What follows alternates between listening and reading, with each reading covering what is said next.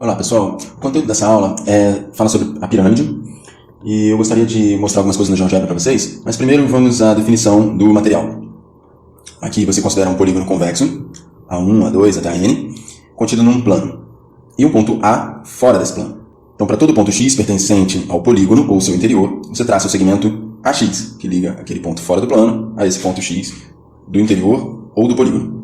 A figura formada pela união dos segmentos AX é chamada de pirâmide. Então vamos ver isso de maneira dinâmica, mas para vocês acostumarem a utilizar. Aqui eu vou abrindo o GeoGebra 3D, ele dá logo de início um plano.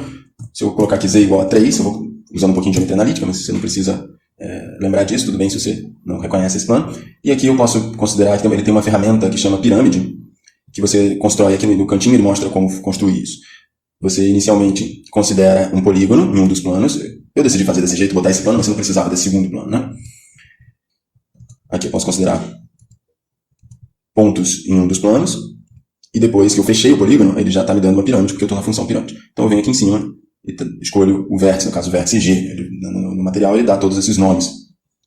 Então movimentando aqui, observe que o GeoGebra, ele reconhece uma pirâmide, ele entende uma pirâmide diferente do nosso material. Nosso material constrói uma pirâmide como um sólido, quer dizer, ela é cheia.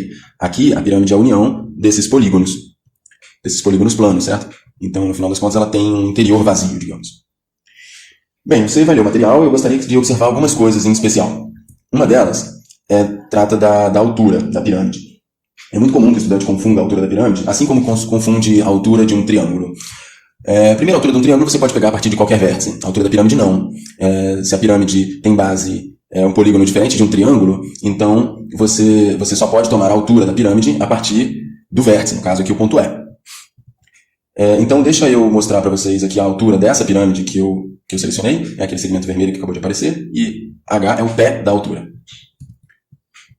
Então a gente pode movimentar assim, você está vendo o H está lá do interior do polígono. Do mesmo jeito que no triângulo, o pé da altura não necessariamente está na base. Certo? Aqui, isso aqui continua sendo a altura, e observa que são pirâmides diferentes, né? Conforme eu escolho um vértice diferente, eu coloco o vértice numa posição diferente, eu tenho uma nova pirâmide. O vértice, por exemplo, poderia estar... eu poderia ter uma situação em que o pé da altura coincide com um dos vértices da base, é uma situação especial. Ele poderia estar sobre um dos lados, ele pode estar no exterior ou pode estar no interior do polígono da base. Todas as situações que a gente sempre desenha de uma maneira, uma figura que a gente costuma chamar de prototípica, né? Uma figura utilizada para o ensino, mas tem que tomar cuidado que isso pode gerar vícios de pensamento. A gente quer justamente ensinar um pouco de abstração. E aí, quando o material fala sobre a pirâmide regular, bem, vou definir uma pirâmide regular e mostrar uma figura para vocês. Essa aqui é uma pirâmide, é um exemplo de pirâmide regular. Uma pirâmide regular quando a base é um polígono regular e quando o pé da altura é justamente o centro, desse polígono da base. Então, aqui como a figura da base é um quadrado, a gente consegue achar o centro dele facilmente utilizando as diagonais, né? Só intersectando as diagonais a gente pode obter esse ponto que a gente constrói bem aqui no meio. Ponto F é o pé da altura, quer dizer, o pé da perpendicular baixada sobre o plano da base a partir do vértice. Então esse segmento aqui é a altura dela. Abrir um parêntese aqui, é que nem todo polígono plano tem um centro. Você deve lembrar isso da geometria plana, mas caso não lembre, eu botei aqui um polígono que é regular, então ele tem um centro, faz sentido falar de centro, mas quando eu falo centro, eu quero dizer que eu digo simplesmente centro, né? Porque ele é o baricentro, circuncentro e incentro. E no caso do triângulo também tem o ortocentro, aqui não faz sentido falar de ortocentro. E como você determina esse cara, né? Bem, uma das maneiras é você considerar as mediatrizes dos lados. Olha, se eu considerar a mediatriz de um lado e a mediatriz de outro lado, você deve lembrar que a mediatriz é o conjunto dos pontos que estão à mesma distância dos extremos do segmento. A mediatriz do segmento AB é o conjunto dos pontos, no caso essa reta aqui, que está à mesma distância de A e de B. Então se eu pego a mediatriz de AB e a mediatriz de AG, no caso da figura, eu posso ver a interseção delas, esse ponto aqui, e esse ponto é o circuncentro do triângulo ABG.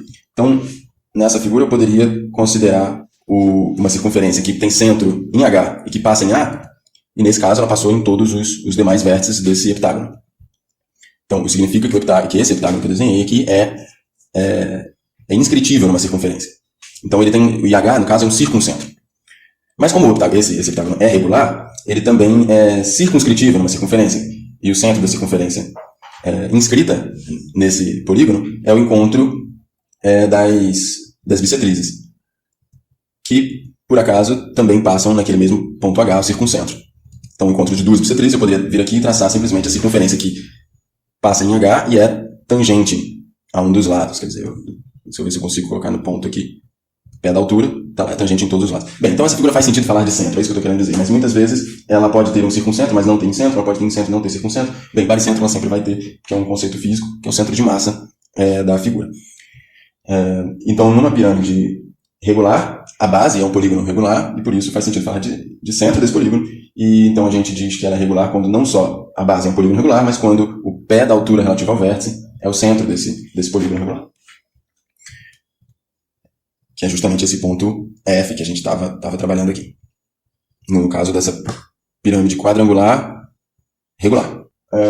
Na proposição 1, ele fala que as faces laterais de uma pirâmide regular são triângulos isósceles congruentes. Vou utilizar essa figura para ilustrar esse conceito. Essa aqui é uma pirâmide regular, e uma propriedade interessante dela, que ele quer mostrar na proposição, é que esses triângulos das faces laterais são todos isósceles e congruentes. Bem, concorda que as bases desses triângulos, que os segmentos AB, BC, CD e DA têm todos o mesmo comprimento? Porque são todos os lados do mesmo quadrado. Então falta justificar que AE, BE, CE e DE têm todos o mesmo comprimento nesse exemplo. A gente está fazendo aqui no exemplo de uma pirâmide quadrangular, mas o mesmo argumento vai servir em qualquer outra pirâmide. Isso é o que a gente chama de argumento suficientemente genérico. Numa aula de matemática, é bastante recomendável, dependendo da maturidade dos seus alunos, você utilizar esse recurso. O que é muito diferente, tenha atenção, de você justificar em exemplos e tentar daí concluir um resultado genérico que não pode ser obtido da mesma maneira. Por exemplo, você justificar que um número é múltiplo de 3, ou é divisível por 3, quando a soma dos algarismos é divisível por 3. Você justificar isso utilizando exemplos, você faz para 12, depois você faz para 21, e depois você faz, sei lá, para 69, e aí você está vendo como está valendo, isso leva o estudante a um tipo de pensamento errado, que é uma generalização a partir de exemplos. Aqui o que eu estou fazendo é uma prova suficientemente genérica, quer dizer, se a base, ao invés de quadrangular, fosse um hexágono ou qualquer outro polígono regular, o argumento seria o mesmo, certo? A justificativa seria feita da mesma maneira. Então, passamos à prova. O que eu quero justificar é que as arestas laterais da pirâmide têm todos o mesmo comprimento. A gente simplesmente precisa observar que os triângulos retângulos AFE, BFE, CFE e DFE são todos congruentes pelo caso de congruência lado, ângulo, lado.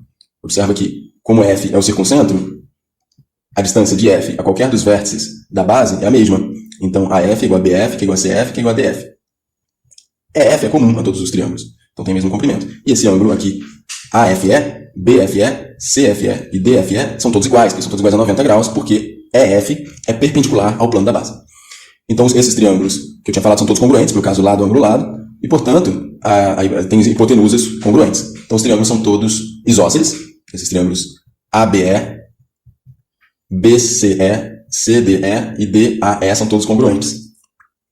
Pelo caso lado, lado, lado de congruência, porque esses 4 segmentos, as arestas laterais são todos iguais, e as bases também são, os lados da base também são iguais, porque é um polígono regular. Então essa é essencialmente a prova da proposição 1, eu acho que você deveria saber fazer, saber reproduzir, mesmo se ela não tivesse feita no material.